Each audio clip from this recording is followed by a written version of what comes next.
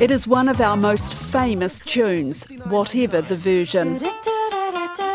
From a company that shook up the way we shopped. The punters were really enjoying what we were doing. We were bringing real bargains to them. It was making a difference to their lives. Founder Sir Stephen Tindall in 2017 celebrating 35 years of success. Because their dollar was going a lot further. But 2024 has been a bad year for the Warehouse. The shine's gone off the iconic red sheds, with the Warehouse Group losing $24 million in the 6 months ended January. It offloaded its failing Torpedo 7 chain for $1. The Warehouse stuck out this announcement saying that it was going to pull the pin on its digital marketplace, The Market. Let's talk about the Warehouse, because on Friday they announced the CEO was leaving effective immediately. I'm Sharon Brett-Kelly. Today on The Detail, what's gone wrong for the Warehouse and where do the red sheds fit into the tricky world of retailing today? Calida Stewart-Menteith is co-editor of NBR. She called time on CEO Nick Grayston weeks before he quit. Yeah, funnily enough, I and my co-editor Hamish McNichol, we write a weekly editorial called Last Word, which is published every Friday. And back in March, we took a look at the Warehouse Group, and at the end, we concluded that it was time for Nick Grayston to go, and we were right. What, you were just sitting down together saying, what are we going to write about this week? And the Warehouse was The Warehouse struggling. had recently put out results, and they were really, really bad. Overall, the group slumped to a $23.7 million loss in the 6 months ending January, and sales were down 5% to $1.63 billion. And we just concluded that Nick Grayston had been there 8 years, and he hadn't managed to do what he said he was going to do. I mean, do you recall when it was first kicked off in 1982? I didn't live in New Zealand then. I wasn't even born then. Okay, yeah, all right. But you obviously know the history of it. Yes. Sir Stephen Tindall opened the first Warehouse store in Wairau Road, Auckland in 1982. I mean, there was quite a lot of, I guess, excitement. Yes, it was a pioneer in its day. It opened up consumer goods and household goods to low to middle class New Zealanders at a price that New Zealand hadn't seen before. And then the Warehouse, as the red sheds, really had their big period of growth through the 80s and 90s. And then it was listed on the stock exchange in 1994. And by 2000, it had grown to be in the top 10 largest listed companies in New Zealand. And it did really stay as the Warehouse brand for a good sort of 2-3 decades, and it was only in the last decade that it branched out into other brands as well and became the Warehouse Group, with Warehouse Stationery, Noel Leeming, Torpedo 7, and a few other brands as well. Interesting how it branched out from just the red sheds. I mean, when did that process begin, that growth process? It was really the last CEO, Mark Powell. He went on quite a buying spree as part of his strategy. In 2013, it bought Noel Leeming, which would have been its best buy. It's consistently been a top performer. Noel Leeming had been the star in The Crown for quite a few years, but even it's succumbed to falling sales. 2017 it was, they launched Warehouse Stationery, which has also been a good performer for the group. Of course, there were brands that didn't work out. Such as? There was Torpedo 7, which was bought on in 2013 by Mark Powell. Right, and Torpedo 7, sports gear? Yeah, it was a sporting goods store. It was around the same time. It sort of the group was branching into sporting goods. It bought Number One Fitness and Shotgun Supplements that same year. They've all gone now, and Torpedo 7, it was a bit of a shock. Earlier this year, the group sold it off for just $1. And basically that was just to get the debt off its books. Joan Withers is the chair at the Warehouse Group. Post-COVID, there was a massive glut of bikes around the world, and we just couldn't take the hit. I mean, it was a $22 million loss in 2023. It just wasn't working anymore. And the same goes for, in 2015, there was an acquisition of Diners Club and the start of the Warehouse Money program. And that was, again, to try and diversify the brand away from just being the warehouse. So the idea was that consumers would come in, apply for credit, and be very sticky customers because, you know, they've got their warehouse credit cards sitting right there. And it really just, it didn't take off. You know, 2 years later, that was one of the first things that the newer CEO, Nick Grayston, came in and did. He cut it because the losses were spiralling, and it was sold for $18 million, well under book value in July 2017. Let's go back to what other brands it got into. One of the things that, and this was Nick Grayston's baby, was the launch of The Market, and that was an online retail marketplace that he had hoped would be New Zealand's answer to eBay. And what happened with The Market? Why didn't that work? Well, again, when we set that up, and, you know, put hand on heart, we all signed off on that with a lot of analysis about what might happen if Amazon came into the market. So we started off, you know, back in 2019, thinking that was the probable spectre. But it was just too hard to grow it organically. And so along with selling the warehouse goods, it was also getting other retailers from all across New Zealand to list their goods on the platform as well. The slight problem was that there was no standard shipping cost, for one. And so, you know, you could buy a $10 item from Timaru and then realise it cost $20 to ship. And to get around that, they had introduced a market subscription where you got standard shipping costs and quite low shipping costs. But they just didn't get enough people signing up to that subscription to offset the cost of running the platform. I mean, the platform cost $12 million alone just to launch it.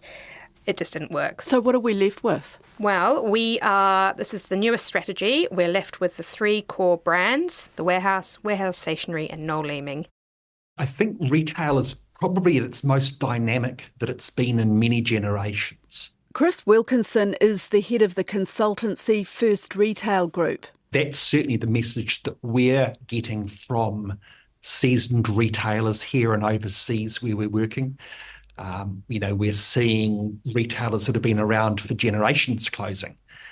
And these kind of curveballs that are being thrown at us, certainly since COVID, have been things that none of us have ever experienced before. Such as? Well, really the dynamic nature of our city and town centres. Spending online has grown in many areas quite significantly, and that's completely changed the dynamic of certain categories. And now, of course, we've got these economic headwinds, which, hey, we've seen before, but on top of all these other aspects that consumers and businesses are facing, it is quite a unique time. I've been talking to Callida about the warehouse, and I guess it's gone from being not hero to zero, but it's had better days. And I can remember when the first warehouse opened back in 1982, there was quite a lot of excitement. That's right. But remembering back in those days, we also had concepts like Big Fresh. People were drawn to these new and differentiated environments. They were drawn to the concept of saving money by shopping in a very basic environment, having lots of products. In many cases, they were products that people hadn't seen before. And so, you know, if anything, that was really the start of experiential retail, which is kind of what is driving consumers' behaviour now. Oh, I see. You're saying that people went to these places because it was novel, it was a new experience. That's right. New Zealand hadn't seen the concepts of the Walmarts before, where you stacked it up, you sold it cheap. They'd heard about it, they'd seen it overseas. When it came to New Zealand, it was unique because we didn't have retailers with that type of retail format here in the country. Of course, products put them in reach of a lot more New Zealanders. Yes, and I think that the concept of volume excited people. The scale of stores was something that people hadn't seen so much in that type of variety format. Trying to think what the predecessor to Woolworths was, or the one that came after LD Nathan's, that type of retail, that variety retail. But it didn't quite touch where the warehouse came in. So in many cases, fringe of city stores, they weren't necessarily in the main drag. All of these things were new to New Zealanders, things that they hadn't seen before. And things were going really well for the warehouse, but it was, as you say, it was unique, but kind of on its own as well. There was no competition for a long time. That's right. They succeeded because they were the forerunners, and at that stage they were evolving quite strategically. They took an early play, suggesting that they were going to support New Zealand manufacturers. And of course, Stephen Tindall was leading the organisation, so his culture filtered right through that challenger mentality, that hunger to drive a New Zealand brand, to, I guess, do what others had done successfully in other parts of the world. And I go back to the likes of the Kmarts and Walmarts back in those days. How did the rest of the retail sector respond? I mean, did it really shake things up in those early couple of decades? Well, not really. We saw the manifestation of bigger box retail that started to come through. And, it didn't take long before Kmart landed on the New Zealand shores. They brought their Australian recipe here, and their stores did okay, but they didn't light any fires. They just ticked along. In fact, Kmart even shut stores, with Whanganui being a really good example. They just didn't work. And it took quite a long time before Kmart had its second wind, really around the time that it moved toward own brand product as the majority of its range. Oh, I didn't realise. So when you go into Kmart, there's a lot of its own brands there. So it's commissioning things to be made, is it? That's right. So originally Kmart was very much like a Briscoe's or a warehouse where it was buying products from manufacturers, and those brands would be on the shelves. So that people would be comparing that model or that brand against another that they could buy elsewhere. So it didn't have that differentiation. Right. So Kmart had a significant change across its Australasian operations when it started to move into more contemporary type product. And most of us think of Kmart product around its homewares. What it did was very strategically, it brought in very adept buyers. It looked at international trends, and particularly it followed things like IKEA, who have always been kind of iconic in that space. So bringing in products that were inspiring people, that they couldn't buy anywhere else at very good prices, that was the change. That was the night and day for Kmart, and that's what's driven its success since. At the same time also, they realised that basic store format, the concrete floors, no frills merchandising, wasn't inspiring. It didn't align with where it needed to be as far as its product was concerned. So you saw their stores start to evolve, and you walk into a Kmart store, it's bright, it is inspiring. The volume gives you that impression of value. And of course, because it's product you can't get anywhere else, it doesn't have comparables. Kmart is a pretty effective competitor with one of our segments that we desperately want to hold on to and grow. Kmart obviously attracts younger women, young mums, and, early teenagers.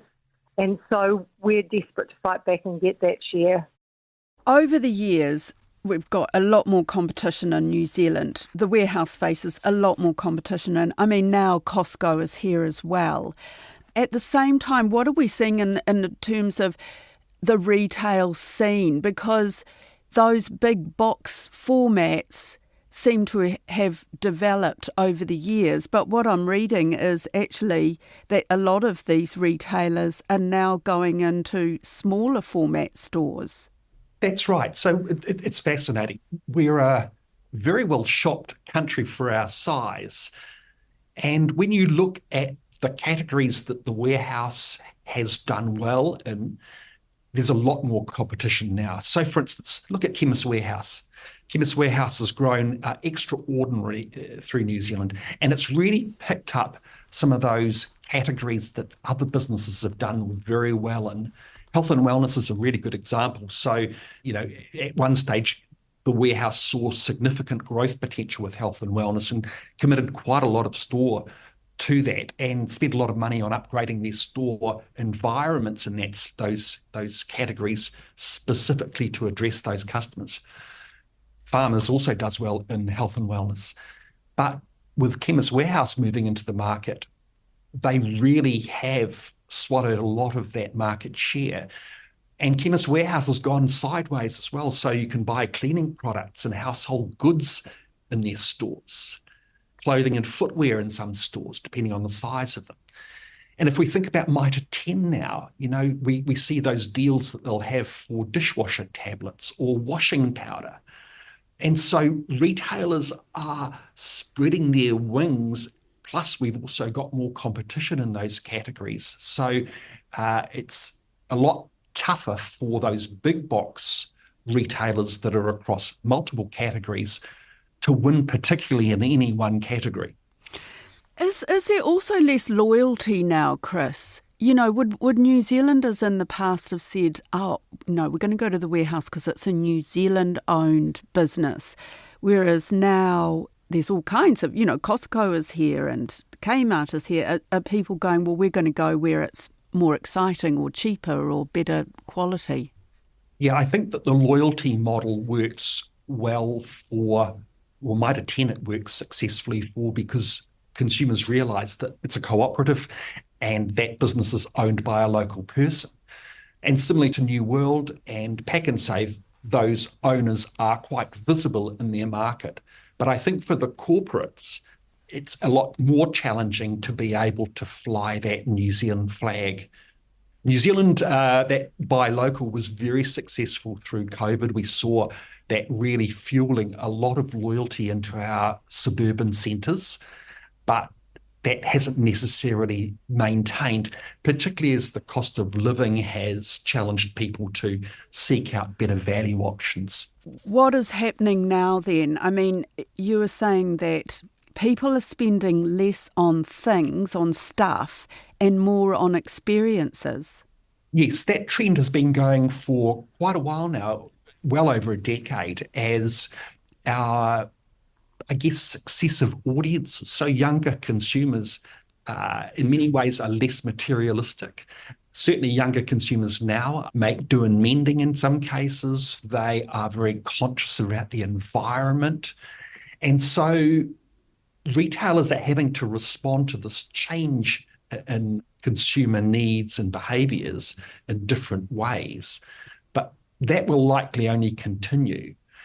In terms of people spending less on products, yes, they're spending more on the likes of hospitality, more on the likes of categories such as spas and entertainment. So those categories have grown. And if we think about the makeup of our cities, our towns, our malls, you'll notice just how, as stores disappear, whether it's a food and beverage operation that comes in, or it could be some sort of entertainment operation that comes in. Or even it could be healthcare. So some of those discretionary healthcare type products and services are increasingly moving into our what were formerly, retail bastions, our downtown areas. So do you think that the big box formula is, it's had its time, it's coming to an end? Not so much. We're seeing more specialisation in big box. So, for instance, whether it be lighting or I think mid-box definitely has a place going forward. We're seeing a lot more of that going on with, say, for instance, small grocery type, specialised grocery operations. So we're seeing niches doing very well in that space, but for the very big box models without any strong differentiation, yes, it will be challenging going forward. Big box retailers that we see, it's their own products in those stores, or they're able to dominate very successfully. So they'll be able to buy ranges that other retailers won't have, such as the likes of Briscoes, which is just, it's enduringly successful because of this model of differentiation that they have. So where does all that leave the warehouse? Well, the warehouse now really needs to think about the categories that it can own and succeed well in. So we've seen other new retailers coming into the market in recent years, eating their competitors' lunch and dinner for them. What are the categories that it can do well in? Is that gardening? Is that going to be home furnishing, clothing it does well in, grocery? Developing the right types of environments for these categories to succeed, and it's going to be really important. So creating the convenience for consumers. So people only come and buy groceries on a convenience basis. That drives their decisions in a very, very major way.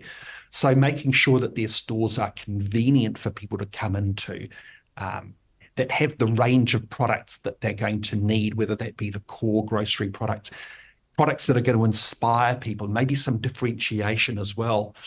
So the warehouse does have quite a challenging road ahead, but it's not insurmountable. Okay, Kalita, the world of retail has changed so much. And of course, retailers are struggling. On the other hand, I was at St Luke's shopping centre recently, and the place was absolutely humming. So what is going on? I think it's a bit confused at the moment, actually. There was, a few years ago, a prediction, and through COVID, that bricks and mortar would completely go away and we'd go to a full-on online model. And that hasn't actually happened because consumers still do want to go in store and try on goods, have a look at them, eye them up before they buy, especially for the big purchases. So it's going to be a hybrid model from now on, I think. And that's another reason why retailers like the Warehouse, like Briscoes, really need to have a website that's usable for consumers, not really tricky to navigate, just easy to use. You can see the product clearly. So, it's both. People want to go in store, but people also want to buy online. What is the Warehouse's website like? Well, it's not been very good because they put all their energy into the market, the online retail model, and they put a lot of money into it. And so now the idea is they've got rid of the market and they will focus on getting the Warehouse online platform up to speed. But, it seems to make more sense that rather than just getting the Warehouse up to speed, they should have a whole overarching website for its three core brands where people could go and purchase things, their electronics from Noel Leeming, their bed duvet covers from the Warehouse, and their stationery from Warehouse Stationery, all on that one platform. That's it for today. The Detail is supported by RNZ and NZ On Air. This episode was produced by Gwen McClure and Davina Zimmer and engineered by Jeremy Ansell. Thanks to Kalida Stewart-Menteith and Chris Wilkinson. I'm Sharon Brett-Kelly. Ka kite.